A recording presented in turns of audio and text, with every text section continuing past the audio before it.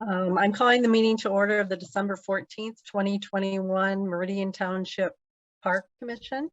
And our primary intent today is to discuss to present and take additional public input on the 5-year Parks and Recreation Master Plan for 2022 to 2026. And because we're on Zoom, my understanding is we need to do a roll call. So I'll start. I am Commissioner Mary Nardo-Ferris, and I am calling in from my residence in Hazlet. So Commissioner Lick. Hi, I'm Commissioner Amanda Lick, and I'm calling in from my residence in Alchemist. Commissioner Stevens.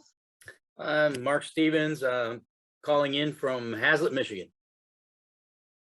Commissioner Van Antwerp. Hi, Amy Van Antwerp. I'm calling in from East Lansing, which is an address in Meridian Township. Director Maisner. I am here coming to you live from Hazlet at the offices of the Parks and Recreation Department. And Senior Parks and Lands Coordinator Greenway. Yes, Jane Greenway, here in Hazlet, Michigan. I want to thank any public that's viewing us or is going to participate today for your attention, and there'll be an opportunity to ask questions and provide input. So with that, Louina, is there anything else we need to do before we go into the public hearing? I don't think so. I think we would just need to formally open the public hearing with a timestamp. You want me to read that paragraph? Yeah, I don't think you have to. You can if you'd like. Sure. Okay. I will do that then. We're opening our public hearing today to discuss and take additional public input on the 5-year Parks and Recreation Master Plan. Every 5 years, the Park Commission undertakes the process of updating this 5-year master plan. The document serves to inventory the township's recreational assets, as well as mandates community input to drive current and future needs and trends. This information drives decisions and planning for future park projects. The plan is also necessary to have on file with the Department of Natural Resources to qualify for state and federal grant funding. And with that, I'm going to turn that over, or the hearing over to Director Maisner now. Great. Thank you so much, Chair Ferris. Boy, I've got to tell you, it's been fun. There's been a lot of work put into this document. And before I get started, I would like to thank Jane Greenway, our Parks and Land Management Coordinator, and Bridget Cannon, who is our administrative assistant, for all of their efforts in having this document available on the website, and as well as to the town and to the Park Commission. Like I said, a lot of effort and work went into this. We all worked hard on it, and but it's good to take more sets of eyes on it, the better. And I'm very excited to be able to share this and present it with you today. This plan represents the vision, goals, and objectives for future programs and facilities in the township. This information is a culmination of inventory and evaluation of current facilities, public input, and needs based on current and future trends. I think we just talked about the purpose of this plan. It does follow guidelines that were established by the Michigan Department of Natural Resources. Oh, hey, Mike. Okay. Commissioner McDonald has arrived, and he is here joining the meeting. Actually, Mike, you should say, from Hazlet at 4:36. Great. I'm late. I had to see Santa. Okay. Meridian Township has received over $3 million in grant funding since 1972. So the value of having this plan available and submitted to the DNR has helped the Meridian Township Park Commission's current and past leverage our local park millage dollars. This does serve as a planning guide for our community, and it provides an opportunity to obtain public input that is more formal, so we can gauge how the community feels about our park system and recreation services. Yeah. So elements of the plan, I'll go through real quick, are the community description. And the community description includes the location map, the census data, environmental features of the township, the vegetation, climate, hydrology, geology, and wildlife. There's also all of our ordinance information included in that section as well. The next section is the administrative structure. Talks about the staffing and all the staff here we have in the Parks and Recreation Department, our boards, commissions, and volunteers and their role, and the operation of how we move forward in our community. The next section is the Parks and Recreation Inventory and Evaluation. And the nice thing about this is it just really is a culmination of all of our parks, land preserves, pathways, our green space plan, all the school athletic facilities, county parks. There's 430 county parks in Meridian Township, regional amenities, and all of our recreation services.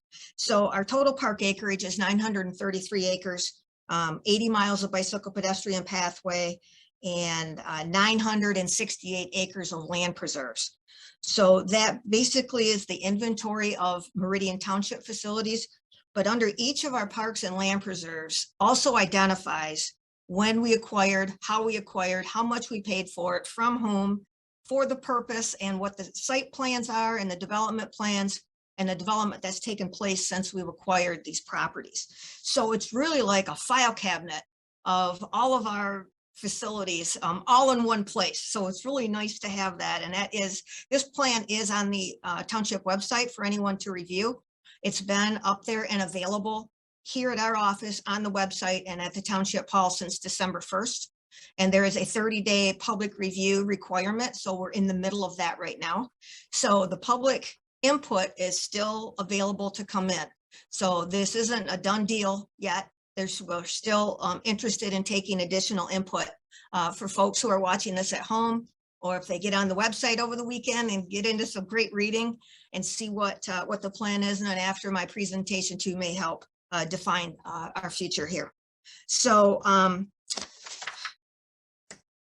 next up also are we've received 26 grants from the DNR for development projects. And every 5 years, we need to compile an evaluation of each of those sites.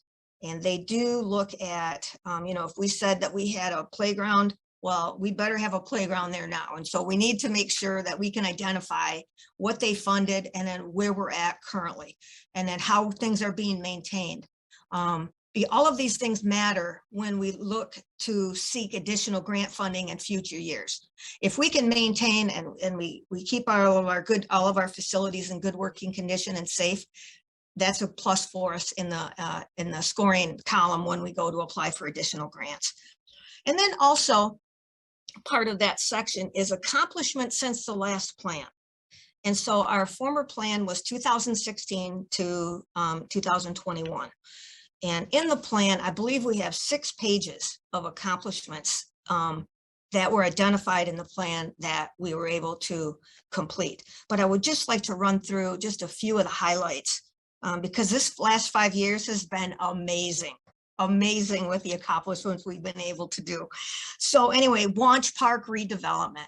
Wanch Park is in the downtown Alchemist area, right on the Red Cedar River. For years, you would drive by that park and not even notice it.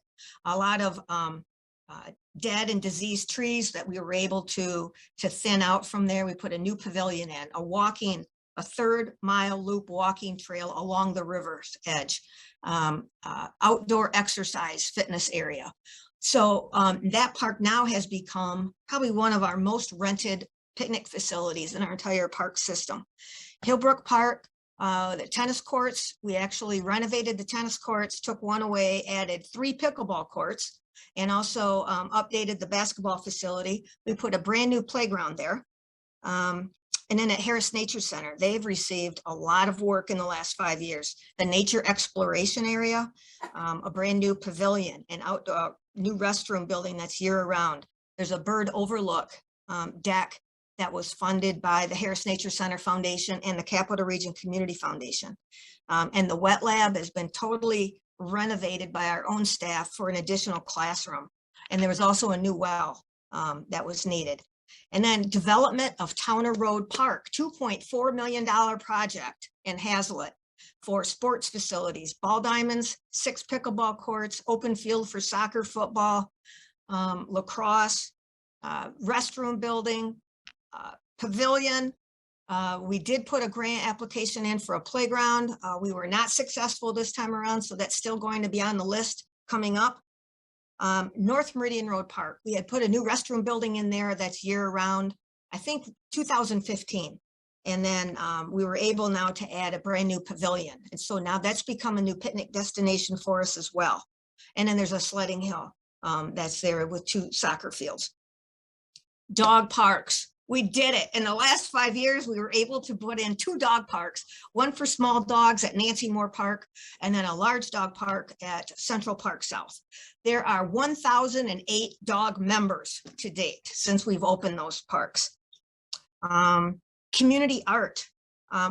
Since 2016, we've added 3 murals to our community, one at Wanch Park, one at Hillbrook, and then one at the dog park. Just recently, we added a new art installation at Marketplace on the Green. And then also the Hazlet Beautification Association added 3 sailboat sculptures in the Triangle and Hazlet on Marsh Road.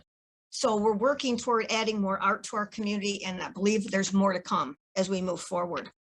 And then when we look at the Central Park Master Plan implementation, that has probably been the greatest work that we've done in the last 5 years. Is the new fishing dock in the historical village, the gateway footbridge into the village, a new restroom building, the Central Meridian Regional Trail Connector, which is a paved trail through Central Park with a boardwalk.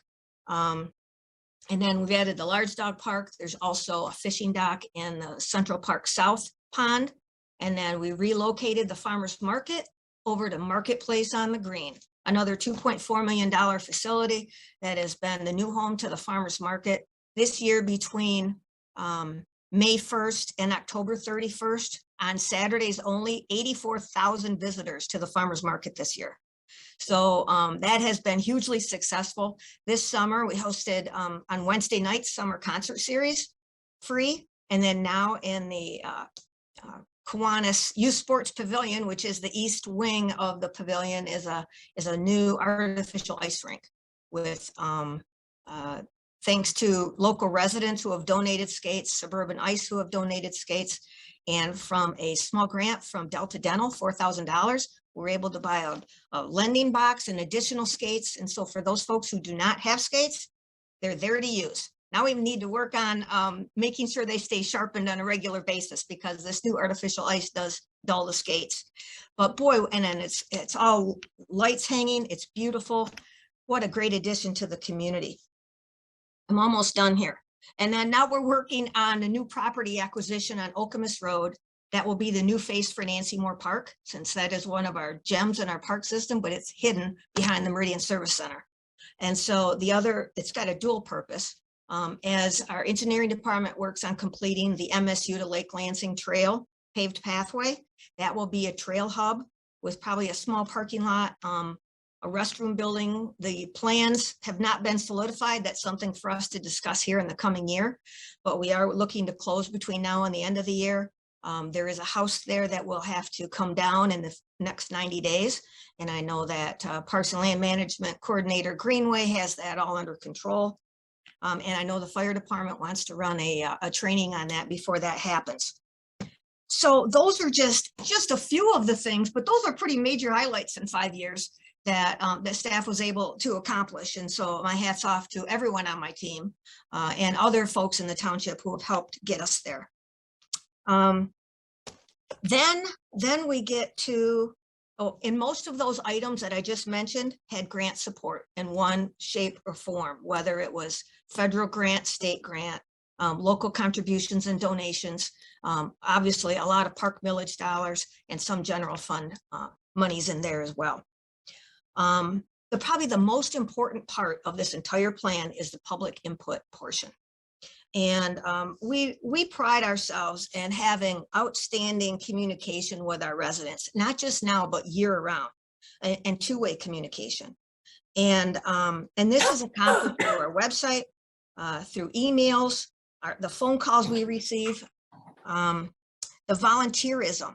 You know, there's the Meridian Conservation Corps that Emma Campbell, our stewardship coordinator, has implemented that has been outstanding. We have the longstanding volunteer group, Friends of Historic Meridian, the Harris Nature Center Foundation, the Meridian Garden Club, the Hazlet Beautification Association, all of our scouts, all of our youth sports coaches, and our volunteer deer management participants. So there's a lot of folks that we are dealing with on a regular basis that, and as well as the general public who communicate with us on a regular basis. But this plan really works to formalize all of that input. And so as well as all of this stuff that happens year round, the township board engaged in a statistically valid community survey that are under a contract from a company who did this. And it was a community-wide survey, but many of the questions on there also pertain to parks, recreation, pathways, land preservation. And so we were able to utilize much of that information. Since it was statistically valid, it went to only a few people in each of the zip codes. And I believe they had 200 and, let me see here, 386 responses.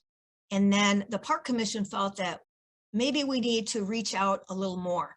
And we engaged in another community-wide survey, but really focused just on parks and recreation. And we did that through SurveyMonkey. So we sent information out on social media and on our website, but we also sent directly to all of our stakeholders. So these are people who use our parks and facilities, people who have rented pavilions, all of our youth sports participants, everyone who has been, that we have an email address for our pickleballers, our deer management folks, our seniors. So we sent directly to all these people to get them to engage in this survey and answer some questions. And we had 514 responses from that. And what was very interesting to me is that survey results from both of those surveys were fairly identical. So the first group that the township board did, I wasn't exactly sure that maybe the people who were responding to that survey were really our stakeholders or people who have had experience with us, where we thought for sure the second survey, we are talking directly to our people, our peeps. And but really, you know, everything came back very, very close in the scoring. And so we also had a Universal Access Advisory Committee, which is a group of folks that Jane Greenway puts together occasionally, and just to have conversations on how we can make our parks more accessible and the experience better for all abilities, people of all abilities. And so that took place. And as we look at, I mean, just a few of the items that they talked about was to make sure we have enough handicap spaces, create quiet sensory spaces. Shade is important. Many people, many children and adults are on medication that maybe has a poor interaction with the sun. And so having shade is important. Sensory activities and facilities, family bathrooms, unisex bathrooms, more hooks in the bathroom. These are things that aren't necessarily in the ADA guidelines, but they're things that we can do as a community to make the experience better for everyone. So, and then also we have our plan's been under 30-day review, and there's the public hearing taking place today to seek additional input. And we will accept input until January 4th. So anyone who's watching, there's still an opportunity to submit your ideas you can just send it through the township website to the Parks and Recreation Department. The Park Commission will take action on this plan on January 11th, and then goes to the Township Board on the 18th, and then it's due February 1st. So we are getting to the end of this, and it's been a lot of work getting here, but we are here. I would now like to just cover a little bit about the key findings from the survey, and there's nothing that's earth-shattering, FYI. But overall, there was very high satisfaction in the areas of facilities, amenities, customer service, maintenance, and safety.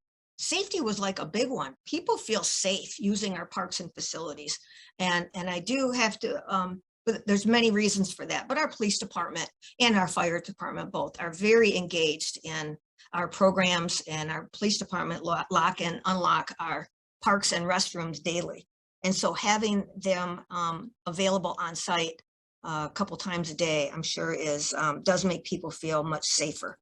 The top parks visited really have remained the same from 2010 until now. I was looking back on former plans, but Central Park is probably the most visited park, including Nancy Moore, the Historical Village, and the Farmers Market as all one group. And then number 2 is the Harris Nature Center.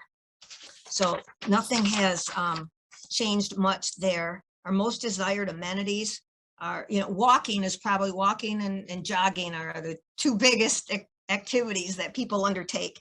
So the most desired amenities are paved trails and pathways. And then outdoor spaces for gathering, for public gathering, park restrooms, river access, and new amenities they would like to see are skate park, splash pad, and more pickleball courts.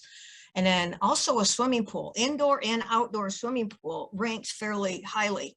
But as we look at making sure that we're fiscally responsible with the items that we add into our park system, there's a lot of overhead involved in swimming pools.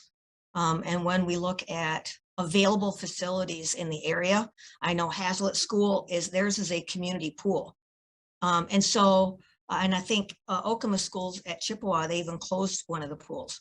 So maybe there's an opportunity, I guess I would look to maybe partnering with Hazlitt schools and offering more open swim programs with existing facilities. So sometimes when people say that's what they want, we need to take a better, more well-rounded look at what does that mean exactly? Do we need better promotion of things that are available currently in the area? Or do we need to partner more with available facilities in the area to make sure that everyone understands what is really available? Because sometimes that's just it, they're just not aware of it. So it's like, oh yeah, a swimming pool would be great.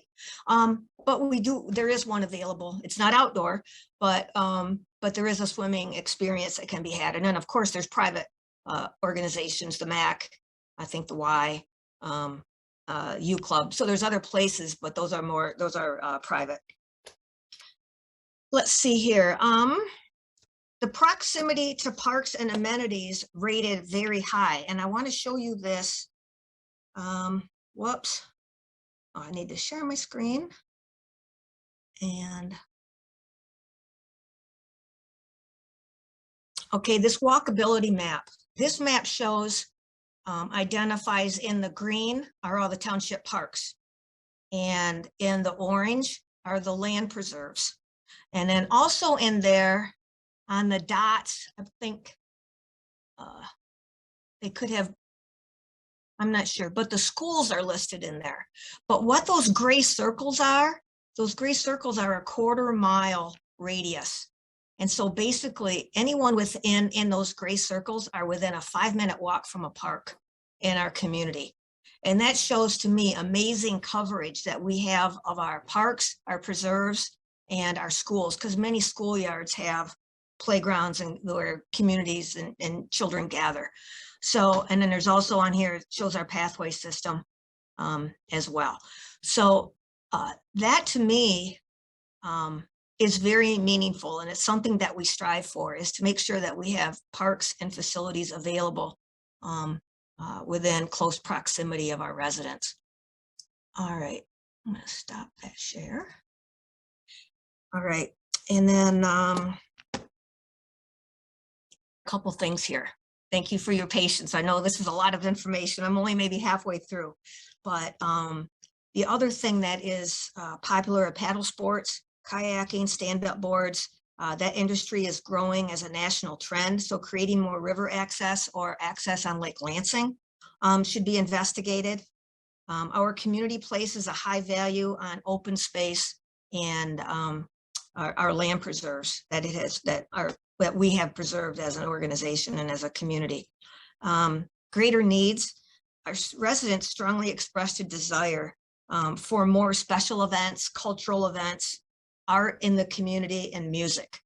So with, we'll never be the same, I don't think, since COVID, and this will be something that we will be including in all of our planning and decision-making in the future, but large-scale events where you're bringing thousands of people together may have to just be on hold, like Celebrate Meridian probably isn't something coming back real soon, at least probably in 2022 for sure.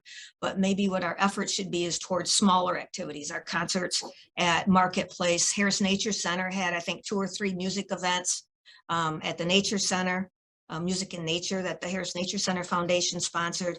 And then we have Love a Park Day and Earth Day events and Halloween. We had something there and Easter. So there's little smaller events that we can do. And that's probably the route that we'll be taking in 2022 to engage people, which is very important, but also to make sure that we're keeping people safe. Trends. Top trends according to the National Recreation and Park Association. Renewed interest in parks, trails, and walkable environments. People are staying closer to home and utilizing local parks for respite and recreation. And boy, don't we know it. Our parks, I think, were more highly visited this past year than any other year, the last 2 years. And one of those items that, even though we don't have staff at each park, boy, we sure have a lot of trash at each park. And so that's leading me to believe that people are meeting up there, having lunch and trying to socialize in a safe way. But then also they don't take their trash with them and they leave it there. So we're working on how we can better manage trash in our parks. Parks and natural areas continue to play a vital role in conservation, climate change prevention, environmental sustainability. And all of that is needed now more than ever as we look at all the crazy weather patterns that we have now and how important that it is that we be environmentally responsible. Also, they said expansion of outdoor dining opportunities, healthy foods, and farmers markets will continue. And our farmers market, as we know, has been extremely popular and successful during since COVID. It's always been popular and successful, but more now with New Marketplace and since the pandemic. Parks and recreation will play a greater role in supporting mental health and well-being. Skyrocketing rates of social isolation and loneliness will call for a more holistic focus on well-being and access to parks and green space. Technology and Wi-Fi access in parks are becoming even more essential. I know we talked about that, I think, during the last plan, but now it's becoming, it's not just a want. I think we're getting to where it's a need. And I know the township board is looking at community-wide broadband access.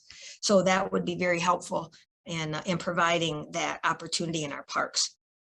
And then also with all the online purchases, fewer brick and mortar buildings and businesses and empty big box stores. And, there could be a possibility of those becoming indoor recreation spaces for skate parks, community activity spaces. You never know. So, but I do think on the flip side, we need to take a look at our economic vitality of our community. And I think Parks and Recreation plays a vital role in partnering with our local businesses. I don't know if people really equate recreation with economic support. I know when Mike Devlin does his evaluations with children who are playing in the soccer program or the baseball program, we ask that question, like, how much money did you really spend outside of paying for the registration fee during the season? And there's always sports equipment they need to buy, and then gas, and there's snacks, and they go out afterwards. And our adult sports programs are probably heading into some local restaurants and taverns after the game. I know that one of the local businesses said, Luann, we love farmers market days because our business like doubles and triples on farmers market days because more people are out and about in the community. So the economic development and economic vitality, there is a connection with recreation and our community. It's not just going to a business and asking for a donation. That's not it. It's like, how can we partner with our businesses? I know on our Wednesday farmers market, we tried to work with MABA to see if any of the businesses wanted to come and be a vendor at the market and just to show their items that they're selling to just for exposure purposes. And we'll probably continue to do that into the future. Okay, so now I'm going to share my screen again. And we are going to look at the goals and objectives. And I'm not seeing them.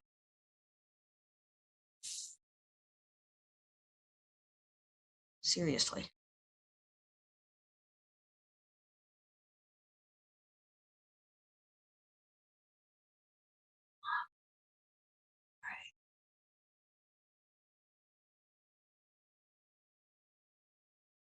Ah, woohoo, found it. Okay, goals and objectives.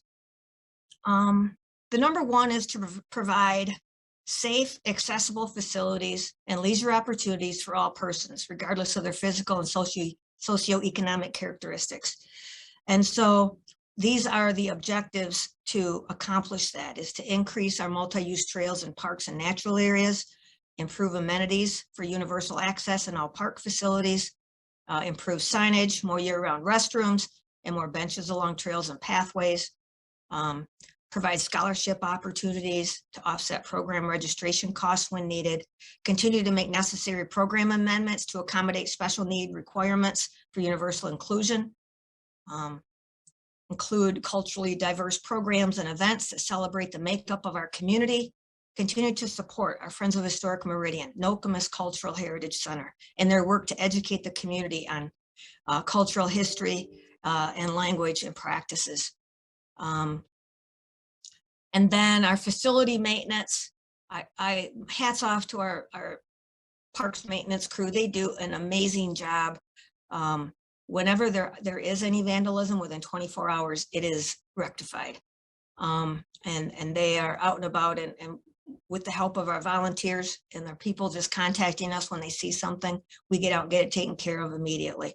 And then continue our partnership with the police department, because they've been just instrumental in helping to keep our parks safe. And then number two would be continue to focus on environmental sustainability, education, and land stewardship. And these have to do with our environmentally friendly maintenance practices, energy saving opportunities. I know with we did some we changed out the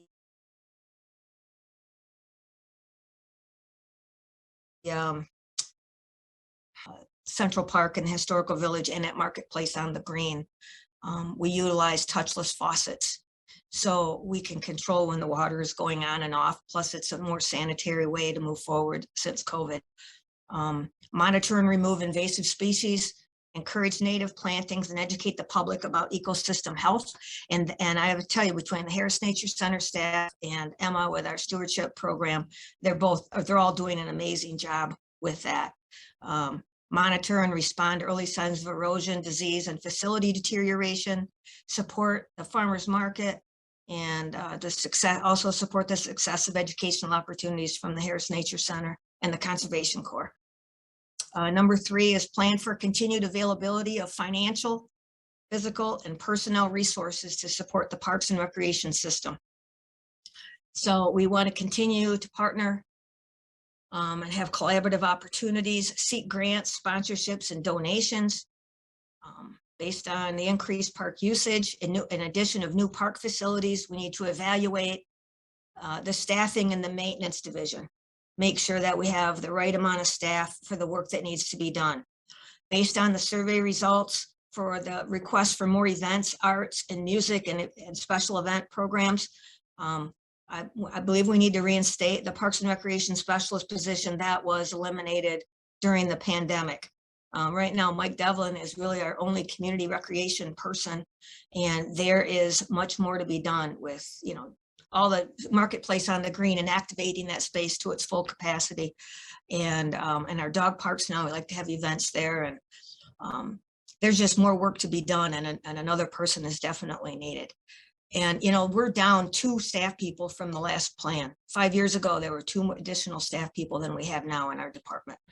And then we, of course, want to encourage and utilize citizen volunteers. Utilize recreation programs and events as a vehicle to educate and instill positive personal attributes such as ethics, values, citizenship, sportsmanship, and leadership. And I won't read through all of those things, and then communication. I think we can do all the greatest things we want in the world, but we need to tell people about it. We need to let people know what's happening, when, how to be involved, and then follow up with program reports to the community after the fact. So if they didn't make it, they can at least see what was going on. So I think definitely we need to maintain production of the Prime Meridian magazine, which we used to have the Family Fun Guide, and it kind of got condensed in with the Prime Meridian magazine. It used to be a 2-issue magazine. It's now starting to be a 1-issue. So there's only one for the year. Develop marketing plan to be more efficient and effective with all methods of communication, and utilize various methods of promotion and advertising to reach the broadest segment of the community, and continue to operate quality programs to take advantage of the least expensive form of promotion, word of mouth. And I think that has been, when I look at the survey results, when I look at programs like Sporties for Shorties, that never has to be advertised, it just fills automatically. That tells you that people are out there talking about it, and people want to be involved. So improving our communication, I've always been one, probably because I'm a little older, I kind of like having a booklet in my hand. I think sometimes we need to take a look at our social media, but our emails that we're sending out, because I think sometimes people feel overwhelmed with all the information that they get all the time. And so I know we have Commissioner Van Antwerp, who is a specialist in communication, that I think we can sit down and look at maybe putting a marketing plan together for parks, and with your input. And so we can do maybe a little bit better on our communication. But I would like to say that our communications team here at the township, they do great work. They just updated the website, so it is much easier to navigate and find the information and find out things about our programs and facilities. And so hats off to the communications department. So then one more item here. Share my screen with is the action plan. Okay, so the Park Commission, or the Township Board, or the Township, has their 6-year capital improvement plan. And this is a plan that is reviewed annually by the Park Commission. And as a group, you determine what items are important moving forward. And the capital improvement program and the 5-year Parks and Recreation Master Plan are partner documents. We utilize the information from the 5-year Parks and Recreation Master Plan to create our action plan and our capital improvement program. And so what we have currently is we had in there for 2022, because this was adopted in 2021, the Towner Road Park Playground, which we'll need to look at moving to a new year. Parking lot, repaving and Central Park South, but expansion of North Meridian Road Park for safety reasons. When there's soccer going on, there's not enough parking there, and we have people parking on North Meridian Road. And so we need to do something to bring more people and be able to park inside the park. New park signage and site furnishings, shade structure at Towner, floating purification islands for the Central Park South Pond. And then also something that's new that I just added, and that's why I bolded it, is because of the pandemic, we have our structures in the historical village that we've had to spend quite a bit of money with pest control during the pandemic, because when there's no people in the buildings and there's no activity going on, that is when the bats, the mice, the squirrels decide to take up residence. And so there's work that needs to be done in building repair at the Harris Nature Center, for sure. There's probably around $10,000 worth of work at the Nature Center that needs to be done. And in the historical village, roof replacement, furnace replacement in the Grettenberger farmhouse. Now, the things that we look at for our memorandum of understanding with the Friends of Historic Meridian is they're responsible for many of these things, and they do the general upkeep. But when it comes to the larger items, that's where I believe the Park Commission needs to step in and help out a little bit. And because really bottom line is we need to make sure that we can preserve and protect our structures in the historical village. And so we will probably want to take a look at adding some funds into the budget for 2022 through a budget amendment to help support that necessary activity. And then also, when Marketplace on the Green was first envisioned and developed, that was pre-pandemic. never imagined we would have a farmer's market year-round outdoors. And therefore, there's some updates that need to be made to make it a sustainable activity and still utilize that facility in the out of doors. And so we'll have to look at putting some wind screens or tarps around some of the areas to block the wind. I know we had a huge wind event on Saturday and the farmer's market pretty much blew away. The new ice rink, the fencing blew down. And so there's some things we need to do to help protect the space. And then also the restroom building was not constructed to be year round. And so we need to make some amendments to make that a year round facility. And so those are a couple of budgeted items that I put in new for us to consider for 2022, or you to consider, I should say. And then in 2023, we have our Central Park Pavilion renovation project from the old farmers market, but that could be that the bones of that pavilion are in pretty good shape. It just needs some fixing up. Marshall Park Playground and Alchemist Road parcel development here once we acquire it this year. And then we're on a new park sign replacement on a multi-year schedule. Ottawa Hills Playground, skate park. There's been a lot of discussion about a skate park. We know we've had students and parents into various park commission meetings requesting to be a part of the solution. And so that's something I think we can look forward to and hopefully generate enough funds in 2024 to make that happen. And then of course, we've talked about more river access areas. And one area was Wanch and Ferguson Parks, because with the new bridge going in on Alchemist Road, they are going to be adding an under bridge walkway between Ferguson and Wanch Parks. Seems like an excellent opportunity to do something there with water recreation and river recreation. And then Nancy Moore Park Playground, Pavilion, Loop Trail, Hillbrook Restroom, Wanch Park improvements with stream bank stabilization. And when we have Snell Tower Recreation Center, that really deserves a meeting of its own to determine its future.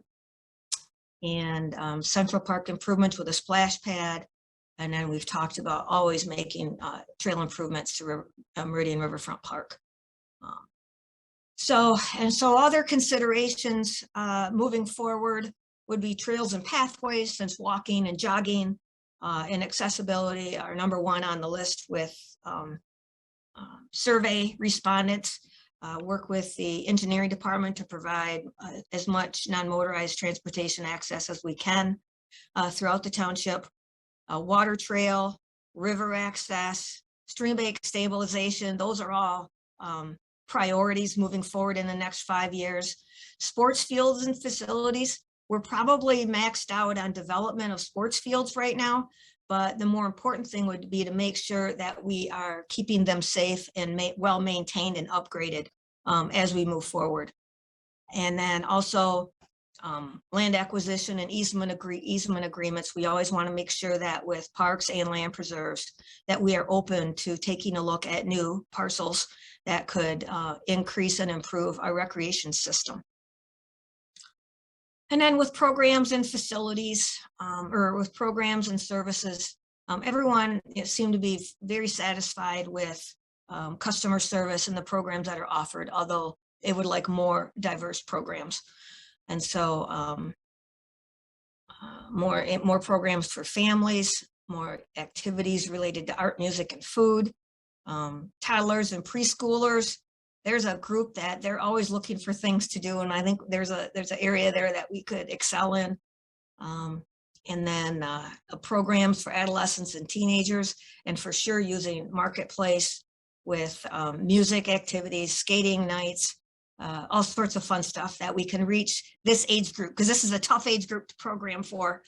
And then of course, foster greater cooperation with schools and surrounding governmental units and businesses. Maybe some lunchtime special events and outdoor spaces are, like I said, vital for during the pandemic and beyond here, and then improve our communication. So that is the plan in a nutshell. Would just like to say in conclusion, Meridian Township residents place a high value on quality of life amenities, including parks, land preserves, recreation, pathways, environmental stewardship, and conservation, financial support from the general fund, park millage, pathway millage, land preservation millage, community services millage, grants, donations, the outstanding and consistent volunteer support and strong park commission leadership all work together to play a significant role in the livability, sociability, culture, and funability that we have here in this place we call home, Meridian Township. That is the presentation of the plan.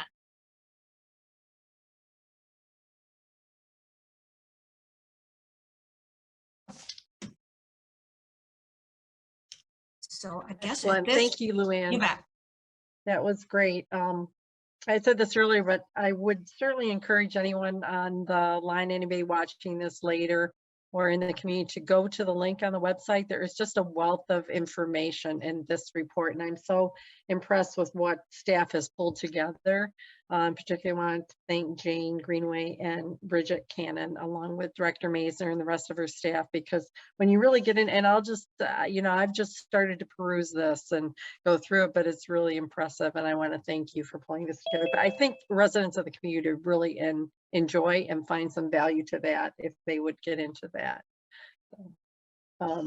Based on that, I'm going to open the public meeting up for public comment. If there's anyone that would like to make a comment on the Parks and Rec Master Plan. Stephen, is there anyone there waiting to make a comment? Everyone you have in the meeting is in the meeting. It's all of you. There's no extra attendees. Okay, just double checking. So for future, if people are looking at this or see this, Luann, what's the best way that you would like the public to make comments up until the January 4th date? Yeah, so this presentation and this meeting will be replayed on HOMTV, so people will still be able to see it, and they can actually just go to the website and click on the meeting and view it when it works best for them. And if anyone is interested in providing additional comment, they can call our office at 853-4600 or email myself or Jane Greenway, and they can access our information via the website. And actually just Parks at Meridian, or what's our, Jane, what is our email address? parks@meridian.mi.us. Yes, correct. And that comes to just comes to our department. So call us, email us, stop in and see us. But we are interested in hearing additional information. And then also with our 6-year public improvement program, obviously that's something that we look at, and new priorities could present itself in the future, and we can make amendments to the plan as needed.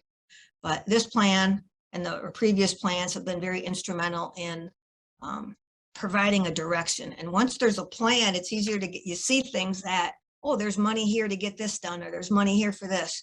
And so once we have this all in a plan and we know the direction we're heading, it's much easier to get things done. So lots of value to this. This is something that staff put together 5 years ago. We had a consultant do this, and then 5 years before that, staff did it before. I believe it's around a $30,000 project when we do contract it out. It's been a lot of work, but we think we pretty much know it. And but the main part is the public input, and how do we put that all into the plan moving forward so everyone feels they've been heard, and actually things have been done according to the input. Thank you for that additional clarification. With that, I'd like to go to commissioners' comments or questions. Commissioner Stevens? Yeah, I have one question, and it's to Stephen, I think, or whoever does home TV.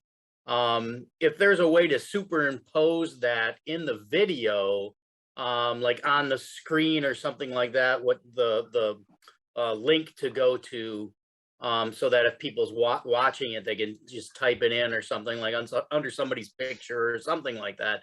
I don't know if that's a possibility or not. So they don't have to go to a link underneath it or whatever. I just checking.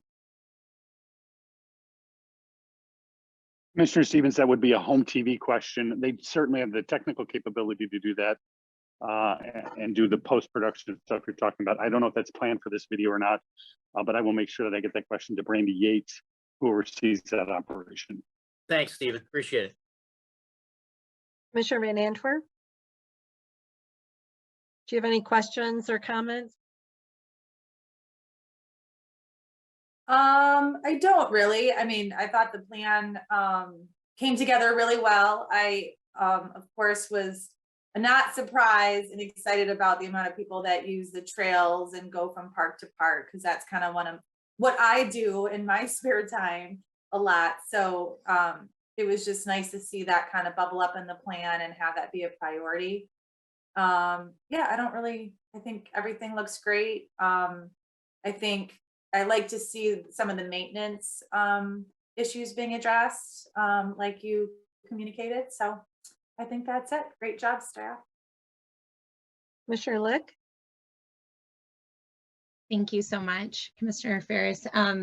And just want to say, such a wonderful job, Director Meisner, and to Jane as well, and other staff pulling this together, surveying the community, doing all the outreach at the farmers market. I mean, you really did, attempt to do a phenomenal job of collecting feedback from the community. So that's wonderful, because I know that I can speak for myself. None of these decisions that we make are taken lightly, and we want to make sure that we're putting the resources to where it's going to impact the community the most. And it elevates the voices of the community so that we're, filling gaps where those need to be filled and creating more opportunity. And thinking through and reading through the plan and everything that you shared tonight, Luann, if we have questions about particular years that some of those capital projects are in, or if we have just overall questions or thoughts that we want to share as commissioners, how would you like us to go about doing that? What you see in the plan is an adopted plan by the Park Commission from last year. I did add those two building, the Nature Center, the Village, building maintenance, and Marketplace on the Green. But everything that's in that plan, the Park Commission adopted in 2021 for 2022. And then also then in 2022, you'll look at it again and you can make whatever changes you would like then, or between now and when you adopt, if you would like to make changes in those, that's up to you. We can make changes up until the time when you adopt the plan. Okay. So there's another whole month basically available for you to look through. There could be some things that maybe I missed or that aren't, we think we missed something or whatever, let us know and we can get that in. And we make special note of it so it doesn't look like we've been sneaking things in from public input. After the public hearing, we'll have a section that lists additional items added. And so it's very transparent. Okay, so that can just be submitted to you but by January 4th, same as the public. Okay, wonderful. Thank you so much. And again, wonderful job. Thank you. Mr. McDonald? I think the walkway that was just one of 100 things that Lou mentioned under Alchemist Road to connect the two parks is an example of never giving up. And for those of you that weren't on the commission, the County Road Commission originally had no intention of allowing that because lifting up that bridge, they said, has some fairly large costs for every foot it goes up.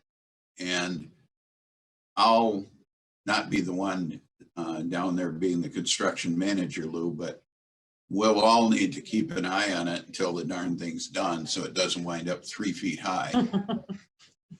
And that is an example there of other parks such as the Interurban Trail that, in my opinion, and some others who I see out on the trails, I don't know these days if there's really much opposition to when you can add some additional light poles and so forth for safety purposes, that I think it's usually a good idea. And that walkway between those two parks, whenever it does go in, I think it should be pre-designed to have a nice bright light in it And again, Lou and I have talked, maybe Jane too, about it'd be nice to put on our wish list to have a few extra lights put in on the interurban trail, because there are a couple sections where it's pretty dark and it gets dark and people are out and they still need to get back to their home or car. Okay. And I really wish, just because I get asked about it, that whoever is building that new thingy in the old L&L space gets going sometime soon. For now, it's a great place to run your dog off leash. So, yeah. And I meet others there. And frankly, I think it's good that people circulate in a place like that. So the other night, someone appeared to have maybe stashed a unlicensed truck in behind the old blood building there. And maybe the fact a couple of us walked by it, it moved the next day. And there is a person who does not have a home that lives in her Mercury Mountaineer right by Little Caesars. And I've spoken to the police about it, and the way they put it is the way it is. They said, we have offered her numerous times and places to go, and we can't and won't kick her out unless whatever it is, SRE, Martin or somebody, the landowners say you kick her out. It's just a kind of a sad vignette on our time. Thank And you, I guess Mike. with that, if Go you ahead. wouldn't mind, Go if ahead. people see things that don't look quite right, do not hesitate to call the police. Our Sometimes police are they- very in tune with what's going on in the community. They will not see this as a nuisance.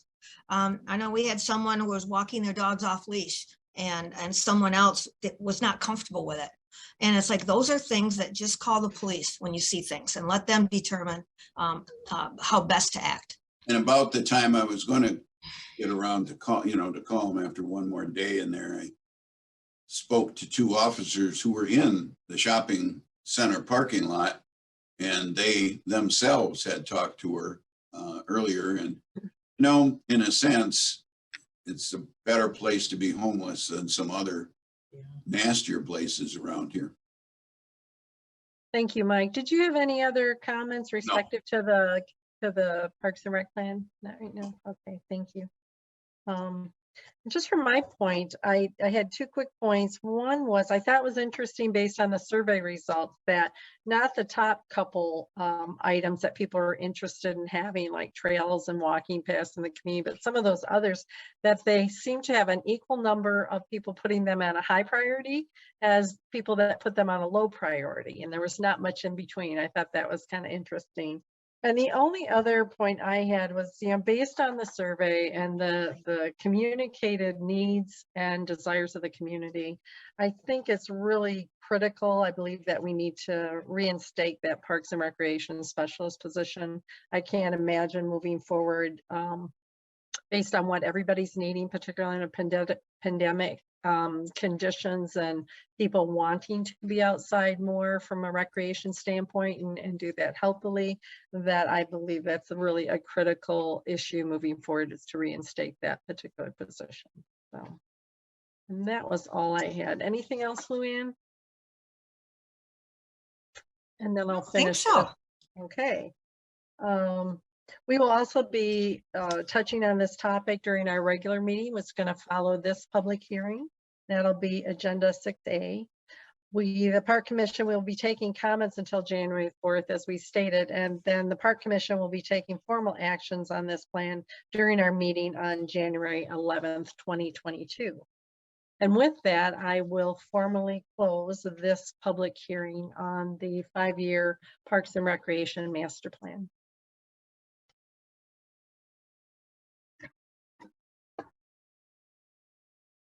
So the next step is to approve our agenda for the rest of today's meeting.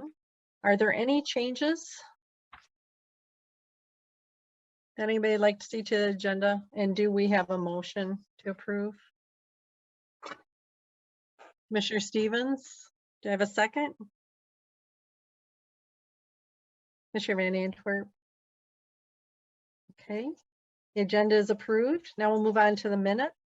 Are there any changes that are requested for the minute of November 9th, 2021? Just raise your hand. I just had one. It goes back to our meeting dates in December, even though I know we're not meeting. We had talked about at our last meeting, listing that meeting as December 13th, which would be our normally scheduled time in 2022, as opposed to December 8th. So that's a Oh, small change. okay. That it's a minor thing, but I think it's important just to keep those dates consistent. With that, does anyone have a motion to approve the meeting minutes from November 9th? Commissioner McDonald, second, Commissioner Lick. Okay, agenda item number 5 on discussion items. And Mary, could I interrupt? We need to Yeah. actually vote. We didn't really vote on the Oh. agenda or on the minute. Thank you.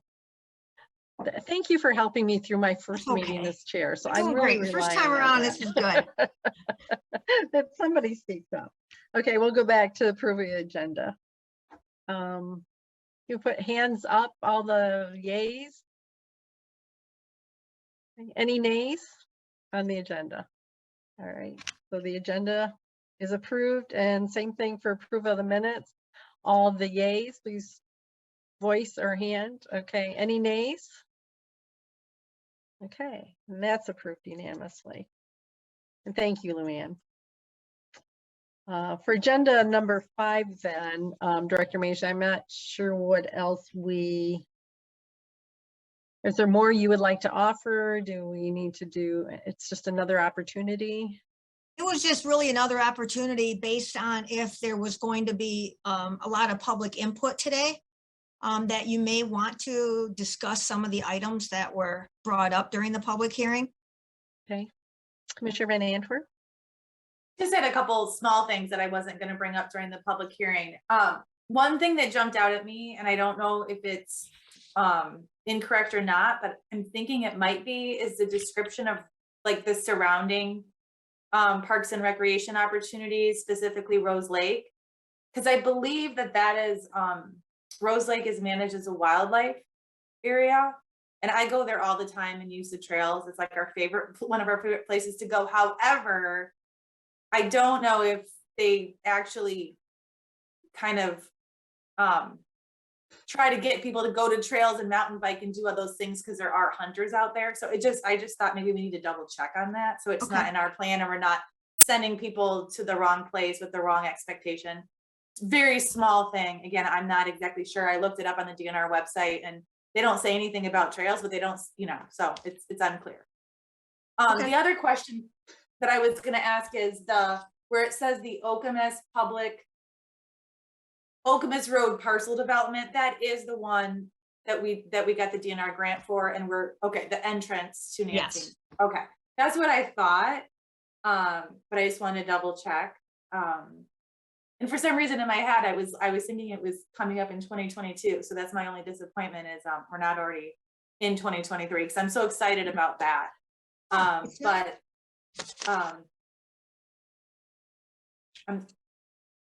Did you say something?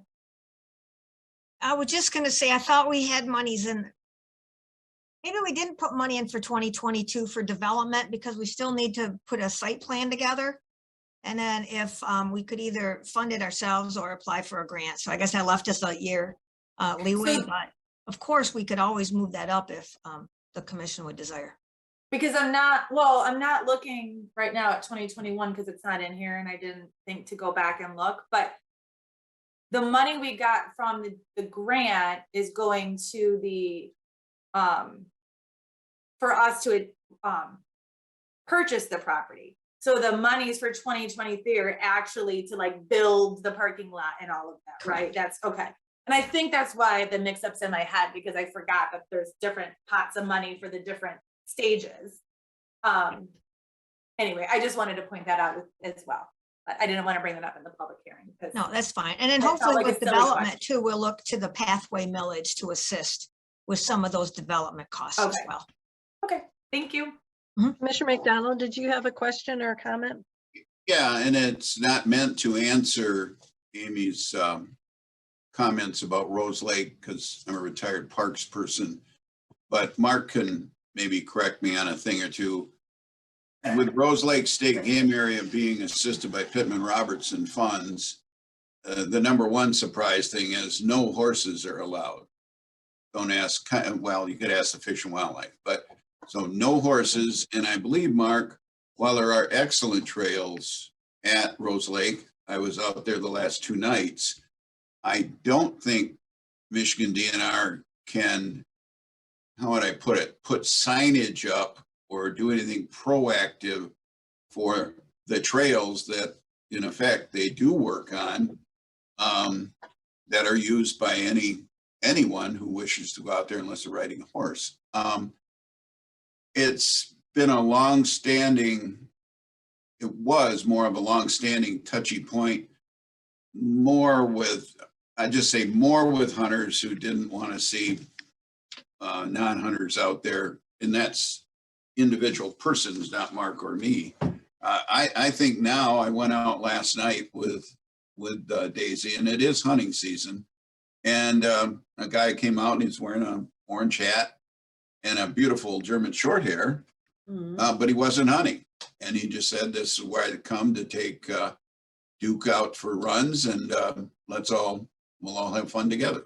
Does that help a little, Amy? Because I don't think they can put much out on the publicity side, but it's the best place around here, in my opinion, to take a long hike with your dog, and they don't have to worry about a leash. I don't know, what are your personal opinions, Mark, or memories or something? So I don't really know what the rules are out there at all, Mike. It's public land. It's open for anybody with any access, in that I know. And you're right. People do take their dogs out there for a walk without leashes. I mean, you can hunt with a dog without a leash. So people are out there walking the trails in that area, and you can not walk the trails too. You can walk through the woods and through the fields too, as well. So Amy, what's kind of your follow-up? Well, I'm laughing right now because that person you ran into was my husband with my dog. I kid you not, he told me. I was really nice to him, and he was really nice to me. Yeah, I didn't know it was you at the time, but that's I didn't know it really was funny. Yeah. He said he just discovered the place 3 days ago as far as a fun place to take your dog. Yeah, because it was like the pheasant hunting area. Anyway, Well, it's just really funny. We go to the trails all the time. It's just hilarious that it was you, of all people, that he ran into and told me about. And you're bringing it up now. No, I was just worried that even though people go to the trails, it's definitely a destination. Do we want it in the parks plan? Just in case people don't understand that there's hunters out there. That was that was the only thing. It's not too big of a deal. But I guess I'll leave that to Jane. Yeah, maybe we just add a better description of it. yeah, that was my only concern. To be frank, Right. I didn't read that description of it just because I know the place. Yeah. But Jane will revisit it. And what days does he come out there? I'm going to try and get out there tomorrow. Anyway. He's there all the time on the trails. He runs the trails all the time. That was his first time where you were. And what they have done, Wildlife Division, to their credit, is they have spent hundreds and thousands of hours trying to you can't get rid of autumn olive, but they have cleared, I don't know, a couple 300 acres of autumn olive and planted native grasses. It's just on its own. It's just a tremendous accomplishment that the native grasses now have taken over. And he was walking in a native grass field. You could tell him that. It wasn't just full of a bunch of weeds. Okay. Commissioner Stevens, did you have other comments or Well, questions? no, the only thing that I was going to comment on, and I haven't read through the whole plan to know exactly what's in it fully, but do we talk about the East Lansing Aquatic Center at all in there as a facility that's available for a public open outdoor pool? And then the Hannah Center. I don't know, Mike, you know more about the Hannah Center, and they have an indoor pool there. We do have those pools here. So I agree with what you're saying, Luann. There are opportunities all over, both private and public, that may be available for a pool. So we might have to revisit that or take a look at it and see the need. And it might be promotion like you're talking about. Any other commissioner comments or any other comments? Commissioner Lick? Thank you. Yeah, and I apologize, Luann, in the open forum asking that question about when we could provide feedback, because I had a couple of questions about timing, like related to the land acquisition and I think like Wi-Fi too. So I was just wondering if any of that was flexible for the capital improvement plan. Because I was thinking, as you had said in your presentation tonight, that if the township decided to do something like a universal like access to Wi-Fi, then that's something, is that why it was pushed out so far, is because they might decide to do that, and so we wouldn't seek to spend the money for that? I think it was what, 2025. Yeah, I think that was just something that when the plan was adopted in 2021, I don't know if there was conversation about the broadband, the community-wide broadband. And so getting Wi-Fi in parks, I thought could be maybe more of a challenge, but it Yeah. might not be. And so, the thing is with the capital improvement plan is that that's really the park commission sets the priorities each year. So that's something we can definitely take a look at and change the dates. But the nice thing about having it all there is that sometimes it might be planned at a later year, but you see a grant opportunity that works for that right now. And then that kind of helps change our priorities and our timing at that time. So none of that is like in stone. That is like a workable plan moving forward. But those are the things that we want to try to do. And I think maybe they were placed in that type of order based on how funding could be acquired and when it could actually be accomplished. There used to be years and years where there was no money and we would just keep moving everything down a year because we couldn't get anything done. And now it's been pretty amazing that we've been able to accomplish as much as we have in recent years. Okay, and then just one more question, if that's okay, Commissioner Ferris. I wanted to ask, has there been any conversations about having like a children's farmers market or like a children's art market? There's something that the elementary schools do where they have entrepreneur night and kids develop things. Is that ever anything that we've discussed? I don't remember having that conversation as a group, but just thought that might be something of interest to the public at some point. Yeah, I think it is a wonderful idea. And prior to the pandemic, as we were getting, ready and excited for plans for Marketplace to open, we had talked a lot about those types of activities to activate the space. And then with reduced staffing, and then the pandemic hit, it all kind of went to the wayside. But hopefully, if we can get more staff available to help with programming and recreation programming, that we can bring some of those things back. I know Tom Carey does a great job in managing the market, but he has his hands full with the day-to-day operations of 70 booth spaces on a regular basis and the seasonal vendors and the daily vendors, and then trying to get music and activities going on. But that's something that we as a recreation department wanted to take on, is to try to engage youth. We want to try to engage youth in art. Maybe we do something with painting the fire hydrants throughout the community, or the electrical boxes. Maybe there's an opportunity to provide grants to classes at the high school to create art installations that we can that will last, and we put those into our parks, that they're a part of that. So I think, and maybe there's a whole community art policy. I know that the township board has been talking about that, and I know we would be a strong partner in helping to facilitate and making that happen. So the more we can work with kids and get them engaged with the community and improve citizenship and the beautification of our community, I mean, it's all a win-win. But those are all great ideas, and that's why you guys are all here, because we can't think of everything, and we love it when there's more input as to how we can make our community better. Yeah, thank you, Luann. This comes as like the comment and questions come from my niece, who over the pandemic taught herself how to finger knit, and she made us all snakes, and they are like coiled up, and they sit and they're just beautiful. And she was like, do you think I could sell these at the farmer's market? And I was like, I don't even know how to go about doing that, what the cost would be and everything. And so she's like, do you think they'd have a children's market? And I thought, well, maybe. And so I put that idea out there in honor of her ability to teach herself how to finger knit. So if that stems any other ideas, wonderful. But thank you for the opportunity to ask that question, and I look forward to working. Great idea. Great idea. That is a great idea. It ties into our play structure there at the farmer's market also, where you can set up, the kids can set up their own little sales in that structure. So any other comments or questions from commissioners? Okay, with that, we'll go on to agenda item number 6, Director's Report. Director Meisner. Okay, I think I've talked way too much today, and I have provided to you some information with that we had to submit to the township board with pretty much what our year-end annual report. It's not totally inclusive of everything that's been done, and then some goals and objectives for 2022. And what I think we'll do is wait until the January meeting, and kind of then I can have a more comprehensive year-end report to provide.